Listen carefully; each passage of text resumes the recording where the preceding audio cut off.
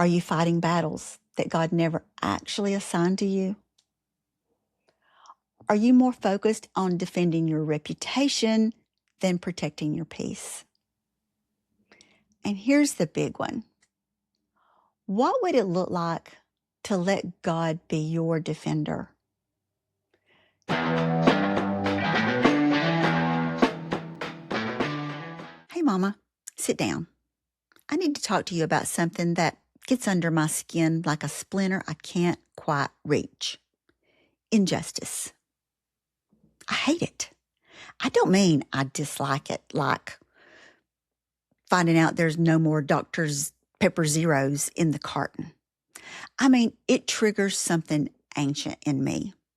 Some people go into fight or flight mode when things get unfair. I don't flight. I fight. I always have. And if I'm being honest with you today, sometimes that has served me really well. And sometimes it has cost me my peace. I have sat across from women who have been through things that are genuinely, deeply unfair. Women who carried entire families on their backs for decades. Women who stayed too long because they thought love meant enduring. Women who were labeled controlling when really they were just exhausted and doing it all. Women who were called toxic, even when they were just human, flawed, tired, human. And something in me rises up when I hear those stories. I want to fix them. I want to defend them. I want to build a whole PowerPoint presentation of evidence and present it to whoever needs to hear it. But here's the part that stings. Sometimes I can't fix it. And that makes me feel powerless. And if you've listened to this podcast for more than 5 minutes, you probably already know I do not enjoy feeling powerless. See, I grew up in chaos. I learned early that if something wasn't fair, you stood up. You didn't shrink. You didn't cry quietly in a corner hoping somebody noticed. You fought.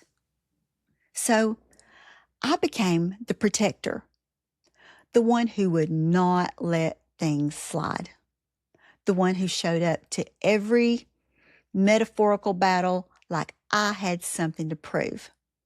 And honestly, that served me for a long time. It did. But here's where it gets complicated. It gets real complicated for mamas like us. The skills that helped us survive injustice when we were younger, they are not always the same skills that help us navigate estrangement, conflict, or a grown child who has decided their version of the story is the only version that exists. Let me say this carefully here because I want to get this right. There are absolutely real situations of abuse. There are parents who genuinely need boundaries placed around them. There are circumstances where distance is not only healthy, it's necessary. I believe that. I've lived through that truth in my own family. But I'm also watching something else happen out here. A pattern where imperfect gets filed under toxic, where disagreement becomes trauma, where one hard conversation at Thanksgiving becomes the reason for a permanent cutoff. And I'll get comments sometimes that say, Roxanne, you only have one side of the story. And I sit with that. I really do. But I want to ask the same question back. Isn't that also true on the other side? When adult children are coached to cut off a parent based entirely on their own narrative, is that not also just one side of the story? That's the part that makes my fighter rise up, because I've sat across from women who are not monsters. They're not perfect either. Let me be clear about that. But they love their children fiercely, and they are shattered. And nobody is standing in the room asking for the full picture. Now, here's where I have to pause and check myself. You've probably heard of Mel Robbins and her let them theory.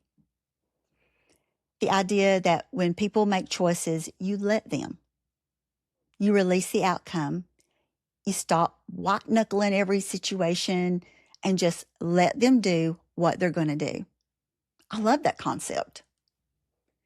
But I'm going to give you what I like to call my Southern redneck version, called, well, go on then. Because sometimes, Mama, that's exactly what comes out of your mouth before your theology catches up with you. Your adult child makes a decision you disagree with. Go on then. Someone wants to believe a version of you that isn't true. Go on then. Somebody keeps waiting for you to chase them, beg them, or break yourself open one more time to prove your love. Baby, go on then. It's not giving up. It's not indifference. It's the most faith-drenched thing you can do. Because the moment you stop chasing is usually the moment God starts working. And here's the hard truth about fighting. And it's where I had to get brutally honest with myself, especially when I'm advising other mothers on how to respond. Fighting won't fix estrangement. Gathering evidence won't heal relationships. And defending yourself in a comment section at midnight won't restore intimacy. Trust me, I've seen it. I had to sit down one day and ask myself a really uncomfortable question. Why does this injustice trigger me so deeply? Is it really because I hate unfairness? Or is it because somewhere deep down, I still believe it's my job to fix it?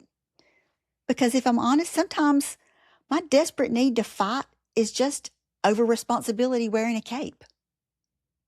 And that one stung a little. Okay, it stung a lot. My youngest daughter was adopted after being removed from an unfit home.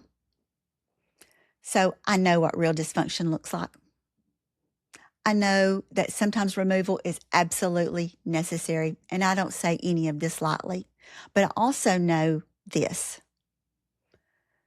Not one parent on this earth has been perfect. And if perfection becomes the cost of admission for a relationship, none of us will qualify. Not a single one. So where does that leave us? Here's what I'm learning. Slowly, sometimes painfully slowly. God did not appoint me as judge and jury of anyone's healing process. He didn't ask me to manage every narrative or win every argument to make sure my children or yours eventually see things correctly. He asked me to love well, to speak truth when it's mine to speak, to release what isn't mine to carry, and then to trust Him with the outcomes. And here's the thing about surrender that nobody tells you when you're a fighter. At first, it doesn't look much like peace. It feels like losing. It feels like giving up. And eventually, if you sit in it long enough, starts to feel like the first full breath you've taken in years. So mamas, if you are walking through estrangement right now, if you've been labeled something you don't even recognize in yourself, if you are carrying the weight of someone else's one-sided story, I see you. But Mama, we cannot fight our way into someone else's perception of us. We cannot argue our way into reconciliation. We cannot force someone to see the full picture because we desperately, desperately want them to. And the more energy we pour into trying, the more we rob ourselves of the life God is still trying to give us right now. So here is what I want you to sit with this week. Does injustice trigger you into overfunctioning? Are you fighting battles that God never actually assigned to you?